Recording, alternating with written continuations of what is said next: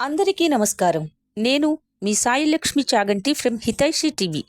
మాఘ పురాణ పఠనం 13వ భాగం మన సబ్స్క్రైబర్స్, వ్యూవర్స్, బంధుమిత్రులు, శ్రేయోభిలాషులు అందరి కొరకు మన హితైషి టీవీలో సుశీలుని వృత్తాంతం.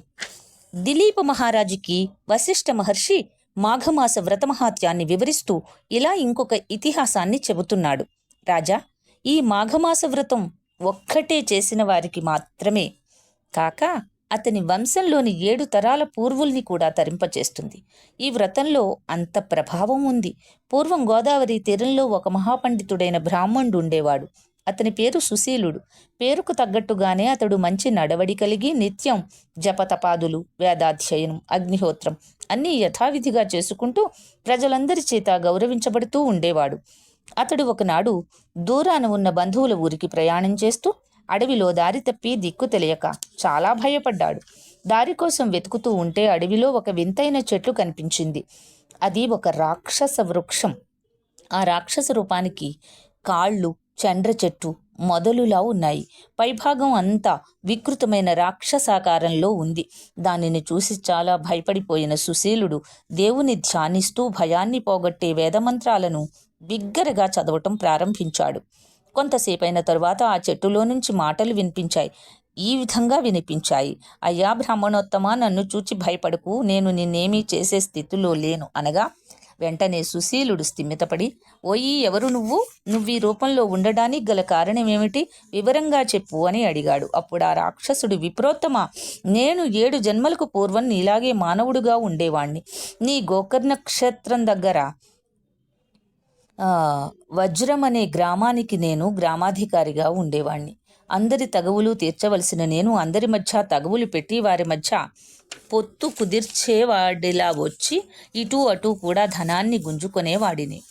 అబద్ధపు సాక్ష్యాలు చెప్పేవాణ్ణి, అందరికీ ఉపకారం చేస్తానని చెప్పి ఎవ్వరికీ ఏమీ చేసేవాణ్ణి కాదు. వడ్డీ వ్యాపారం చేసేవాణ్ణి, వడ్డీకి వడ్డీలు పెంచి వసూలు చేసేవాణ్ణి. అన్నమాట ప్రకారం ఎప్పుడూ నడుచుకునేవాణ్ణి కాదు. ఇంకా స్నానాలు, జపాలు, వ్రతాలు, దానాలు, ధర్మాలు లాంటివి నా ఇంట్లో వినబడడానికే వీలు లేదు. ఇంట్లో దేవతార్చన ఎప్పుడూ లేదు. ఇలాగ పరమ దుర్మార్గుడిగా చాలా కాలం బ్రతికి చివరికి రోగగ్రస్తుడై మరణించాను. యమధర్మరాజు నన్ను నరకంలో పడవేసి బాధించమని ఆజ్ఞాపించాడు. యమభటులు నన్ను చెప్పలేనన్ని బాధలు పెట్టారు. ఆ తరువాత కుక్క, గాడిద మొదలైన ఎన్నో నికృష్టమైన జన్మలెత్తాను. ఇప్పుడు చూడు, నా కాళ్ళు చండ్ర చెట్టు మొదళ్ళులాగా ఉన్నాయి. దాని కొమ్మలకున్న ముళ్ళగాలికి కదిలి గుచ్చుకుంటున్నాయి. పారిపోలేను, బాధపడలేను. ఇలాంటి స్థితిలో ఉన్నాను. పుణ్యాత్ముడనై నిన్ను చూడగానే నాకు పూర్వజన్మ స్మృతి కలిగింది. ఎలాగైనా నన్ను దయదలిచి రక్షించు అని దీనంగా ప్రార్థించాడు. సుశీలుడా రాక్షసుని పరిస్థితిని చూసి చాలా విచారించాడు. ఎలాగైనా అతనిని ఈ దురవస్థ నుంచి విముక్తిని చేయాలని ఆలోచించి ఇక్కడికి దగ్గరలో చెరువు కానీ సెలయేరు కానీ ఉందా అని అడిగాడు. రాక్షసుడు, అయ్యా, ఇక్కడి నుంచి 10 మైళ్ళు దూరం వరకు నీటి సదుపాయం లేదు అన్నాడు. అయితే నీకు సంతానం ఉన్నదా? నీ సంతతి వారెవరైనా జీవించి ఉన్నారా అని అడిగాడు. సుశీలుడు దానికి, రాక్షసుడు, అయ్యా, నాకు 4 కొడుకులు. వారు నాకంటే 10 ఆకులు ఎక్కువ చదివి పరమదుర్మార్గులై బ్రతికి కాలం చేశారు. నా వంశంలోని 7వ తరం వాడైన భాష్కలుడన్న వాడిప్పుడు బ్రతికియున్నాడు. వాడు మాలాగా దుర్మార్గుడు కాదు. దేవబ్రాహ్మణ భక్తి, ధర్మబుద్ధి కలవాడు అని చెప్పగా విని సుశీలుడు, అయితే సరే, నేను వెళ్ళి నీ వంశంలోని వానితో మీ విషయాలన్నీ చెప్పి మీకు కలిగిన ఈ దురవస్థను పోగొట్టడానికి ప్రయత్నిస్తాను అంటూ మధువజ్రపురానికి ప్రయాణమైనాడు.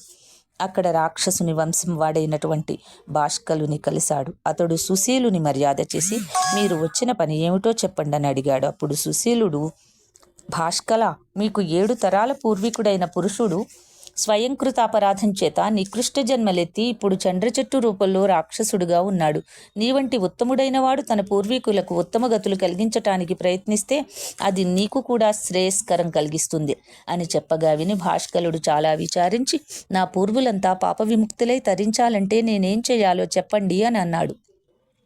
అప్పుడు సుశీలుడు, నాయన, నీ ధర్మబుద్ధికి చాలా సంతోషం కలిగింది. రేపు వచ్చే మాఘమాసంలో నువ్వు మాఘమాస వ్రతం నియమంగా ఆచరించు.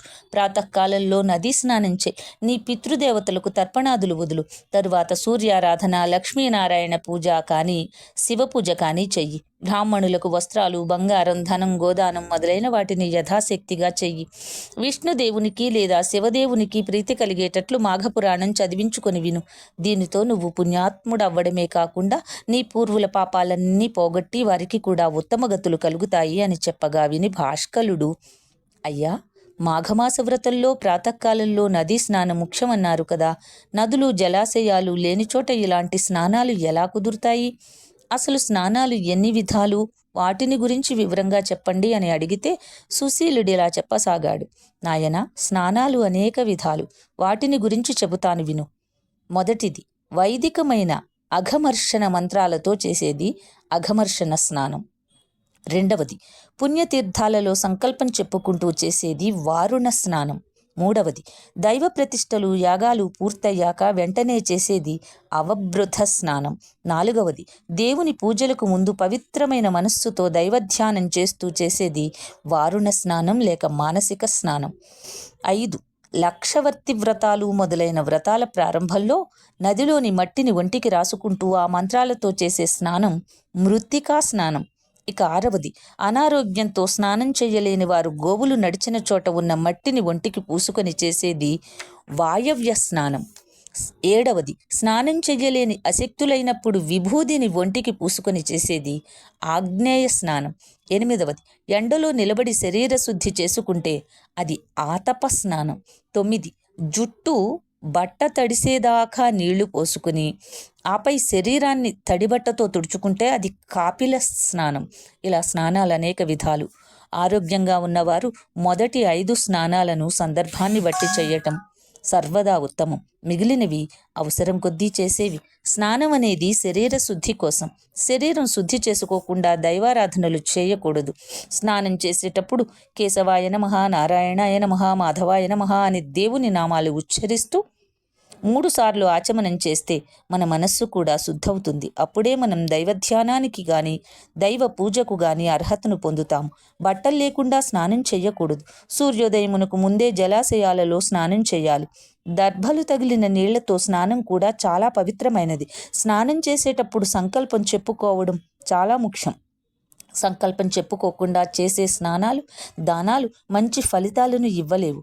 రథసప్తమి, మహాశివరాత్రి మొదలైన పర్వదినాలలో ఆయా దేవతలను గురించి కూడా ప్రార్థన చేసి తర్పణాలిస్తే ఆ దేవతలు సంతోషిస్తారు అని సుశీలుడు భాస్కలునికి అవసరమైన విషయాలన్నీ చెప్పాడు.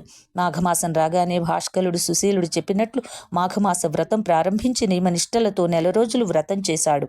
దానితో అతని వంశం పూర్వులు 7 తరాల వారు పాపరహితులై పుణ్యలోకాలకు పయనమయ్యారు. వారందరినీ తరింపచేసిన పుణ్యానికి మాఘమాస వ్రతం చేసిన పుణ్యం తోడు కాగా భాస్కలుడు కూడా బ్రతికినన్నాళ్ళు ఆయురారోగ్యాలతో తొలతూగి చివరికి వైకుంఠధామం చేరుకున్నాడు. అందుచేతే మాఘమాస వ్రతం చేసేవారికే కాకుండా తరాల వారికి పుణ్యం కలిగించి ఉత్తమ గతులను సంప్రాప్తిస్తుంది. ఇది 13వ అధ్యాయము. ఈ మాఘ పురాణ పఠనం 13వ అధ్యాయం మీకు నచ్చితే లైక్ చేయండి, యూట్యూబ్లో ఒక కమెంట్ పెట్టండి. అలాగే ఇంతవరకు సబ్స్క్రైబ్ చేయని వాళ్ళు హితైషి టీవీని సబ్స్క్రైబ్ చేయండి. ధన్యవాదాలు. మీ సాయి లక్ష్మి చాగంటి ఫ్రమ్ హితైషి.